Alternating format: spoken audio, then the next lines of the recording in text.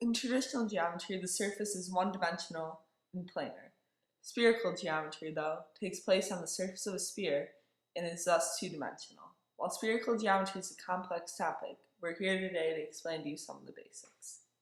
In spherical geometry, it is best to imagine a flat plane as intersecting a sphere in space, creating a circle in the sphere.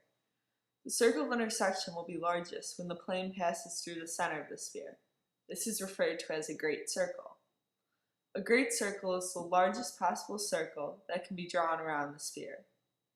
It occurs when we draw any lines around the sphere passing through both poles.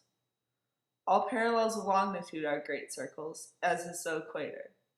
The shortest distance between 2 points on a sphere is along the arc of the great circle, so you can consider great circles as replacement for lines. Except for the equator, other circles that are perpendicular to the axis of the sphere are called small circles. They will have a radius smaller than a great circle. A spherical triangle is defined just as a planar triangle for the most part. It consists of 3 points, 3 sides, and the area enclosed within. The arcs of the 3 great circles that join the points are called the sides.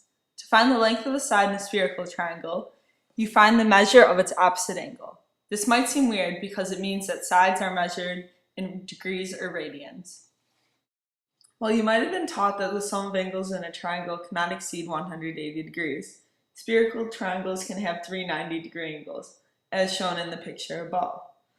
The angles can exceed 180 degrees because while traditional geometry takes place on a plane with 0 curvature, spheres have a positive curvature, or the surface curves outwards. Just as in traditional geometry, there are a few formulas we can use. Most useful and commonly used is the cosine formula. As the Earth is a sphere, there are many practical applications of spherical geometry. Great circles and small circles on the surface of the Earth are used to locate points. Any location on a map or globe can be given a pair of coordinates. The first is a parallel of latitude that it lies on, and the second is the meridian of longitude. The angular distance either north or south of the equator is the latitude. To find the latitude, you simply find the angle the location creates with the center of the Earth, and whether it is north or south of the equator. The maximum latitude for any point on Earth is 90 degrees north or south, with the equator being used as a reference point at 0 degrees. Longitude is determined in a similar fashion, except the Greenwich meridian is the line of reference. Meridians of longitude locate all the places on Earth. A meridian of longitude is half a great circle. To find the longitude, you must calculate the angle between it and the Greenwich meridian and whether it is east or west of it. As the Earth rotates, different parts of the globe experience day and night. To account for this, the Earth is divided into time zones based on meridians of longitude. Time zones are stated in terms of the number of hours they are ahead or behind Greenwich. While all places with longitudes west of Greenwich are behind mean time, all places with longitudes east are ahead.